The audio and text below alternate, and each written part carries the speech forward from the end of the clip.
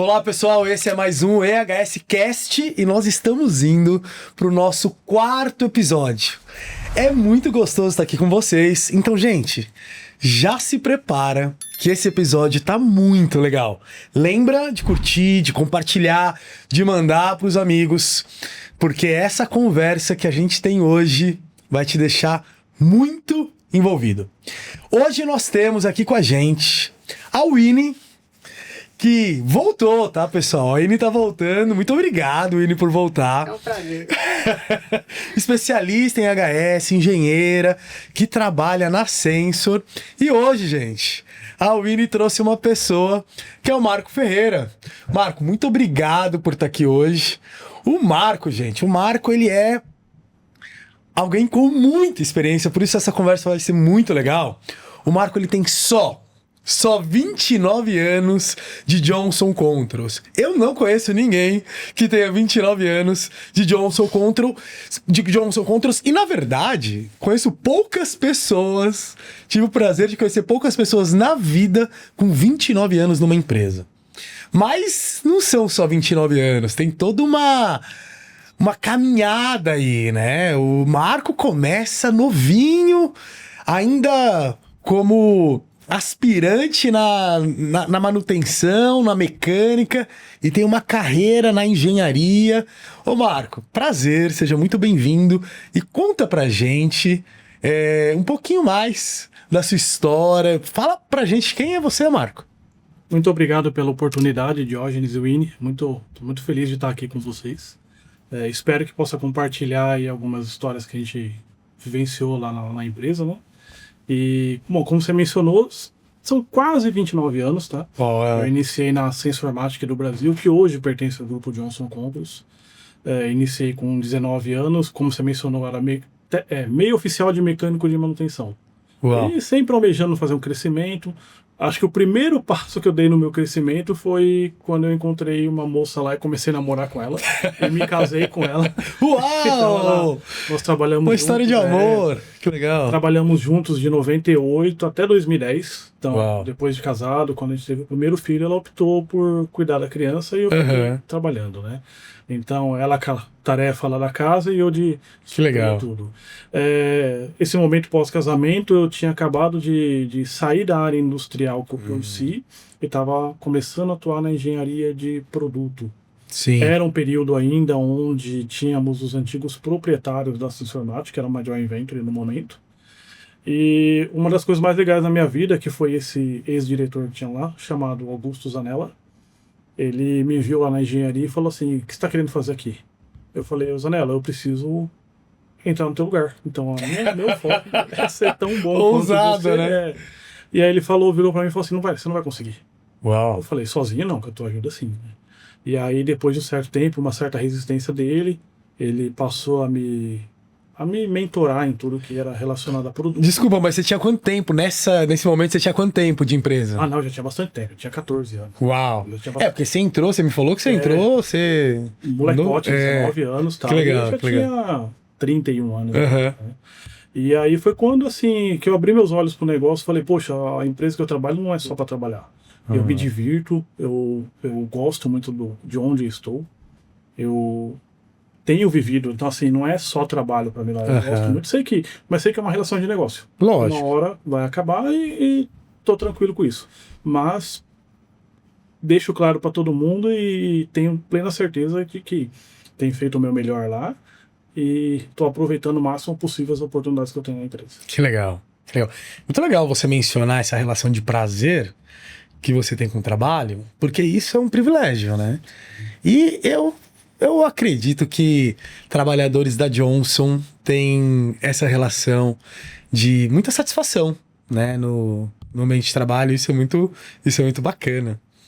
O Winnie tá trabalhando com o Marco agora há algum tempo já, né, Winnie? Sim, conhecendo um pouco mais da sua trajetória, fica ainda mais nítido para mim o quão impacta na sua expertise para EHS também. Já tivemos diversos momentos em que o Marco também trouxe uma situação e não só, olha, tá acontecendo alguma coisa, mas também já uma solução, já tem essa percepção de perigo e risco também. Que legal. Sim. Tá o dia todo, né? O tempo todo a gente tem que olhar porque no meu caso, na minha posição, eu não olho só para o que eu faço. Uhum. Mas eu tenho todo um time de pessoas lá e as suas famílias que esperam que eles voltem bem para casa. Então, o que estiver dentro da isso. nossa responsabilidade, a gente tem que fazer o melhor possível. Marco, parece clichê, mas essa frase que você acabou de dizer, que eles voltem bem para casa, é a sua responsabilidade, né? Marco, você hoje é gerente de produção. Isso, gerente de produção. Eu tenho responsabilidade de produção, engenharia, portfólio e a parte de logística. Junto com a produção tem toda a parte de planejamento e também a parte de manutenção. Então, toda a operação hoje da Sensormática do Brasil, eu tenho essa responsabilidade na nossa nova planta lá em Sorocaba. Que legal. Faz quanto tempo que vocês estão lá? A Sorocaba a gente concluiu a mudança em novembro de 2024. Então, tem 1 ano e 5 meses mais ou menos. Ainda está tudo novinho. Que legal. Mas assim, eu acompanhei de longe, é um desafio toda essa parte de documentação, regularizar tudo. A Winnie participou bastante também, né, no que é parte de segurança. É um desafio mudar de planta, assim, né? Sim, sim. Então, logo quando a gente começou a tratativa da mudança, lógico que não fui eu quem fiz, teve toda uma equipe lá que trabalhou junto com isso, cada um com sua responsabilidade. E um momento importante da responsabilidade que a gente teve nas equipes foi quando a gente foi dar o kick-off do projeto de análise da viabilidade da mudança. Quando trouxe isso, eu precisei colocar, e aí no caso o Fabrício ajudou a gente bastante com isso, que foi o quê? Eu estou indo para um lugar, esse lugar tem todas as licenças necessárias para operar. Ele vai da condição de saúde ou é insalubre, o que eu tenho que considerar, né? Então a gente fez uma análise inicial, lógico que eu não envolvi ele em todas as análises iniciais, né? Porque ele me municiou com algumas informações. A pergunta, Marco, se tiver isso, beleza, a gente segue. Se não tiver, não segue. Então, por exemplo, CETESB, tem algum problema? É algum ambiente que já tem alguma notificação? Teve casos que a gente conversou onde o site, né, já tinha passado por alguma auditoria, algum ponto assim, já visto que, por exemplo, já tinham despejado algum produto químico lá no site. Então, isso eu tenho uma pontinho negativo na ficha. Não vamos por lá. Já pula pro próximo. Isso ajudou muito a gente poder... Que legal, que legal. Winnie, a VCB é um desafio ali também, né? Foi um desafio por muito tempo, né? Eu também, fui para Sensor, eles já estavam instalados no novo site, mas ainda, até hoje, né? Ainda tem muita coisa para fazer. Claro, a gente ainda tem muita melhoria, mas a parte de AVCB, que é toda essa parte de prevenção contra incêndio, é desafiador. Não só na planta, na instalação também, mas encontrar uma empresa que também tem essa visão de segurança. Sim. Contratar um prestador de serviço que abrace a nossa cultura de segurança, assim como já é. Sim. A AVCB costuma ser um desafio. Gente, eu quero mudar aqui um pouquinho, mas ainda falando, né, da sua trajetória, Marco, me fala uma coisa. Quando que segurança entrou no seu radar? Porque assim, a gente está num país que as pessoas não têm uma mentalidade prevencionista.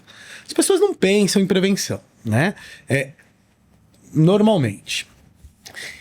E as empresas, a gente vê boa parte das empresas, quando a gente fala pequena empresa, de médio porte, de grande porte, na esfera nacional, não é como a Johnson, né? Que tem uma estrutura e uma cultura de segurança forte.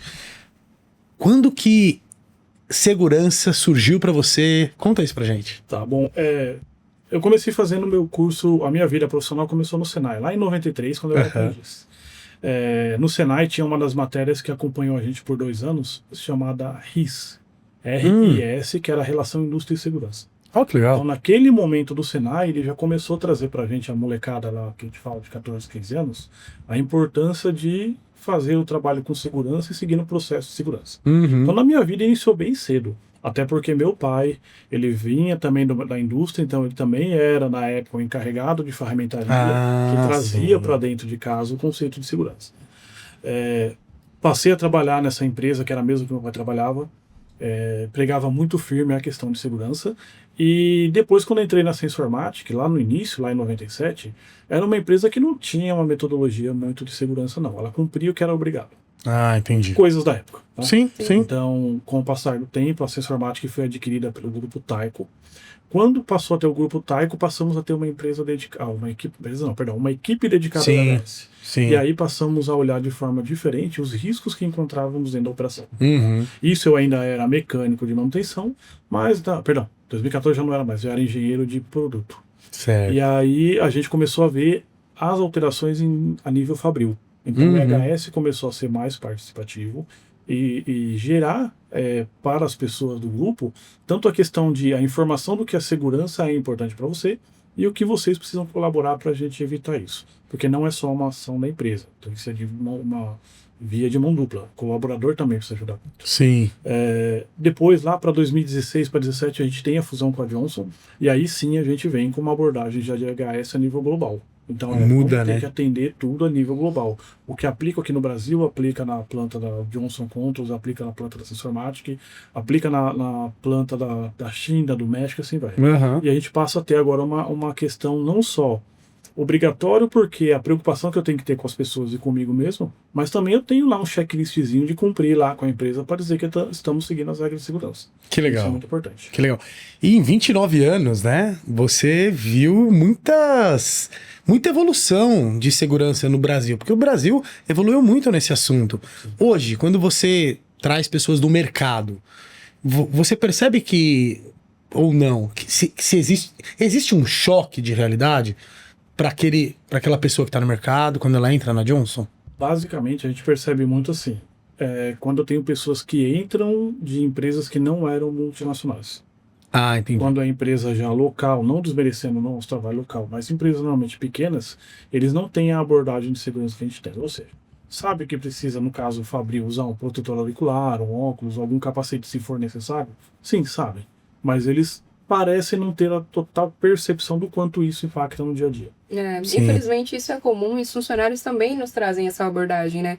É normal que numa entrega de EPIs ou numa instrução, mesmo depois da integração, eles falam, olha, não era assim onde eu trabalhava, não estava acostumada. É realmente, na prática, é isso que vai acontecer? Não só os funcionários internos que estão na produção, mas os externos também. Inclusive isso vem de algumas pessoas, ao qual algumas vezes eu me enquadrei, pessoas que são do legado lá de Sensormatic, que ainda tem bastante pessoas lá com 25, 20 anos, alguma coisa assim, que alguma necessidade de uma alteração lá por um processo, por questão de segurança, ou por uma prática, ou por uma política que chegou, dizem assim, mas no passado não precisava disso. Agora precisa, né? Então, assim, a conversa com o time é sempre essa, né? A gente tem cabeças pensantes, lógico que cada um da equipe precisa também, e também é importante a pensamento, a mentalidade de cada um, mas temos pessoas pensantes que vão ver quais são os riscos que estão associados ao nosso dia a dia. Sim. E se for necessário, a gente tem que adotar. Né? Muito bom isso. Tem uma curiosidade nesse aspecto, né? Porque você disse sobre empresas multinacionais terem uma mentalidade diferente e o mercado multinacional traz profissionais diferentes. A curiosidade é que a gente percebe que uma vez que a gente está na Johnson e a gente está produzindo segurança do trabalho com excelência na Johnson, quando a gente olha para a legislação brasileira, que é uma legislação muito forte de HS, faz com que a empresa no Brasil, a Johnson, as unidades de negócio que nós temos no Brasil, sejam muito boas na parte de segurança. Porque é uma empresa que entende que precisa ser cumprido e, ao mesmo tempo, uma legislação que tem uma estrutura muito boa. E isso é muito legal. E constantemente, né, Winnie? EHS no Brasil recebe esses reconhecimentos, né? Eu acho que o que é válido também, o quanto a gente se importa realmente com a opinião dos funcionários.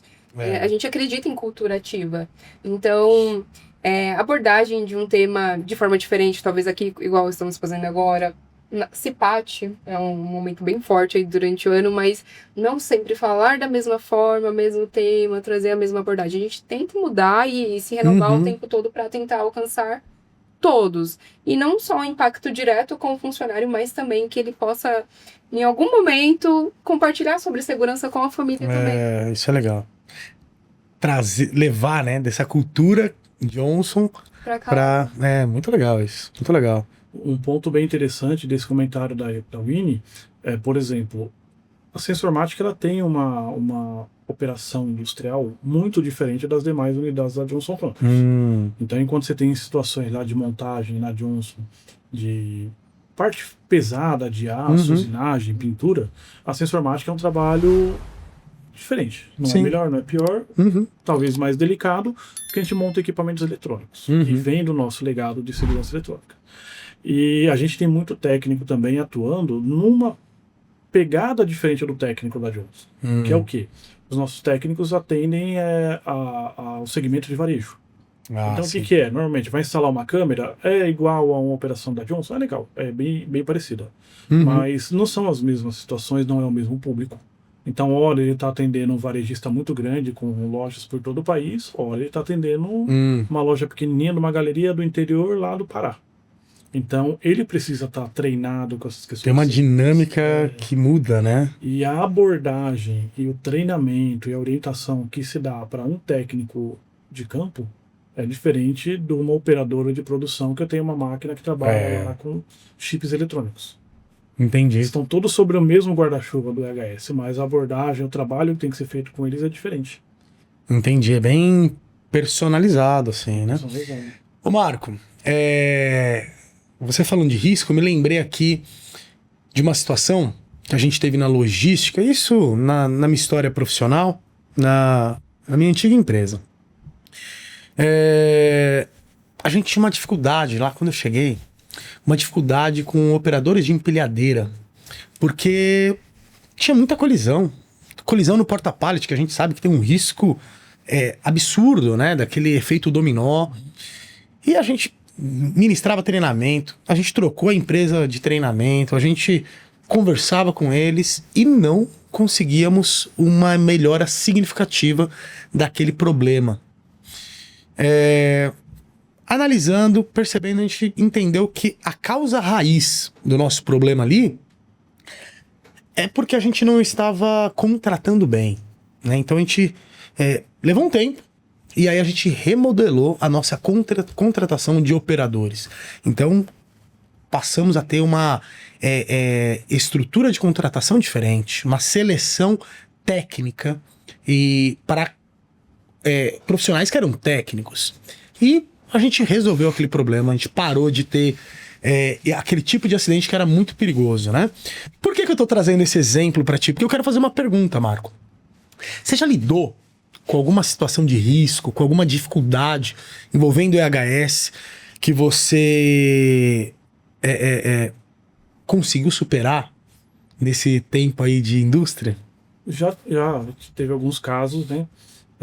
Teve caso de brincadeira entre funcionários. Então, por exemplo, precisou ter abordagem da EHS para falar, pessoal, o negócio é sério, vocês podem se divertir no trabalho, mas não é brincadeira, né?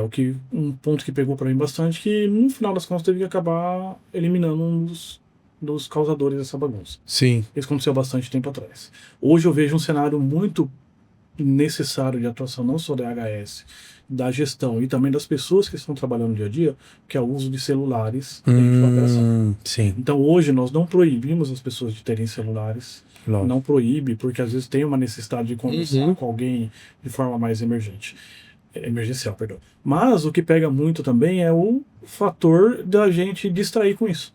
Então nós temos operações mais simples, que às vezes a pessoa está com o celular na mão, não vai mudar muita coisa. Pode dar um resultado, um trabalho ruim. Sim. Mas eu tenho outros casos que um celular na mão ou uma desatenção para um celular pode causar um acidente sério. Entendo. Então a gente está trabalhando, olhando para a operação e entender se a gente tem que chegar até o extremo de proibir o uso de celular na operação. Não gostaria de fazer isso porque a gente sabe que todo mundo conectado ao celular. Mas, se necessário for, a gente vai ter que, com o apoio de EHS, tomar essa decisão com a turma toda. Sim. Você comentou sobre líderes também, né?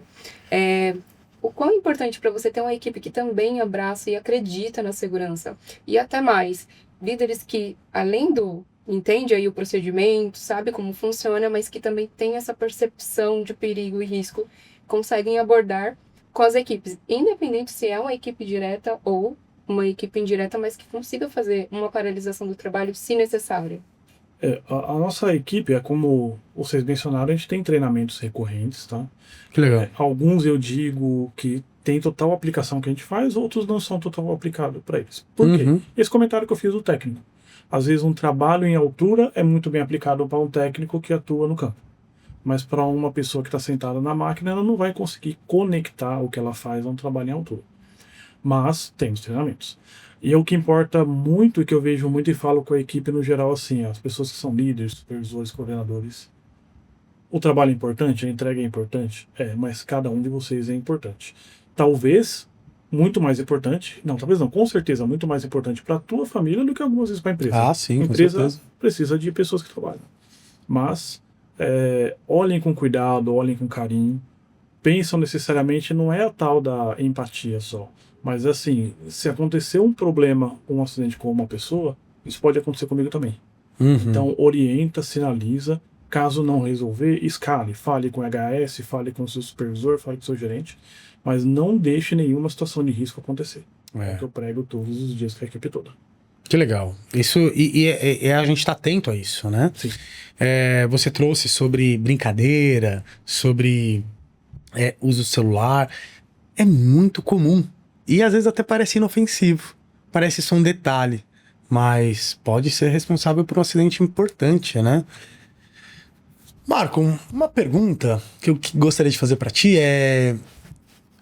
Tem alguma ferramenta, algum procedimento, alguma prática de EHS que no dia a dia na operação, no dia a dia da operação, da produção, seja na logística, seja na engenharia, enfim, nas áreas que você é responsável, alguma prática de EHS, de segurança que você percebe que mudou de forma importante, positiva, para valorização da vida, como você acabou de dizer, né, para a gente não ter acidente. Você fala, não, isso foi muito importante? Sim, na verdade, as ferramentas que a gente tem são consequência de treinamentos e orientações. Né? Legal. Então eu vejo muito assim, relacionado, por exemplo, ao próprio trabalho em altura, pessoas da nossa equipe que fazem trabalho em altura, então já não é aquele lance de arma uma escada, subo correndo e resolvo isso. Preciso olhar o piso, preciso fazer meu checklist, ver se está tudo em ordem, se eu estou com o equipamento correto. O outro é o pessoal que trabalha direcionado ou diretamente com energia, risco elétrico. Sim. Então, desde o treinamento básico do NR10 lá, que a pessoa tem que ter sobre os riscos elétricos, sobre como, se necessário, né, fazer a segmentação da energia, né, Sim. com a energia, fazer o bloqueio do setor. Então isso é o que mais pega no dia a dia. Então assim, eu até não consigo puxar de cabeça quais são as ferramentas que a gente tem. Já citou uns 3 aí. Mas umas 3. a gente tem bastante coisa que muda no dia a dia, bastante aplicação no dia a dia, que certamente traz aí benefício para todo mundo, não só lá no trabalho, mas até aquela pessoa que vai fazer um trabalhinho de fim de semana em casa lá, ou para instalar alguma coisa na própria casa, ou para um parente, por exemplo. Que é um risco grande, né? A gente tem muito trabalho, muito acidente com trabalhos domésticos, né? Sim, sim. E aí essa vivência, esse uso de ferramenta adequada, ferramenta, não só ferramenta como um checklist ou uma política que aplicou, mas uma ferramenta hardware mesmo, uma ferramenta na mão.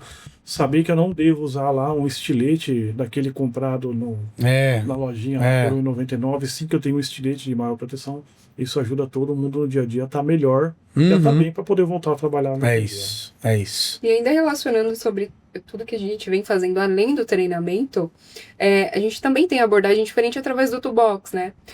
O Marco havia comentado que é importante focar em um treinamento ou um tema que tem um impacto direto na operação. Então, o Toolbox também a gente está direcionando agora para cada equipe que tem. Conta pra gente, Winnie, o que é o Toolbox? O Toolbox é uma forma de abordagem sobre temas de segurança. Hoje a gente aplica pelo LMS, então é uma plataforma digital da Johnson.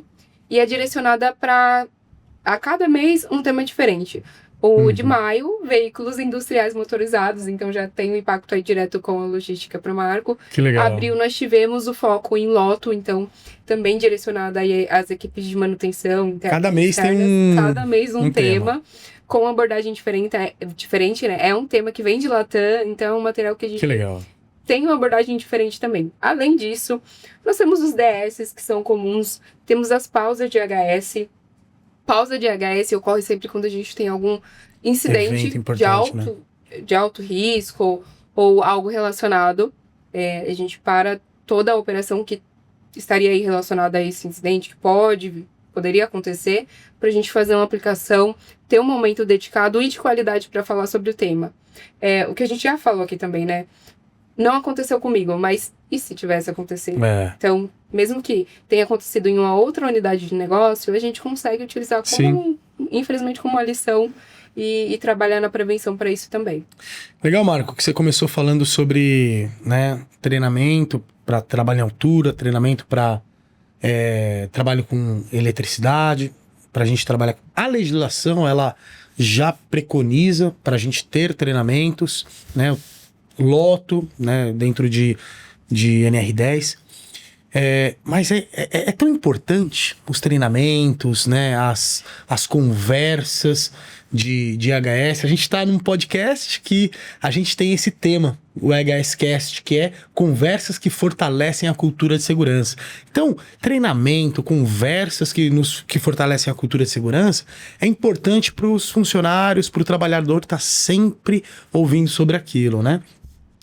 Você também disse sobre risco e eu gostaria de fazer uma última pergunta aqui, Marco. Na sua história, você já conviveu com alguma situação de acidente que gerou lesão, algum acidente importante que você olhou e falou assim, não quero mais que isso aconteça, não gostaria de ver isso mais acontecendo? Na minha história profissional como um todo, sim, né?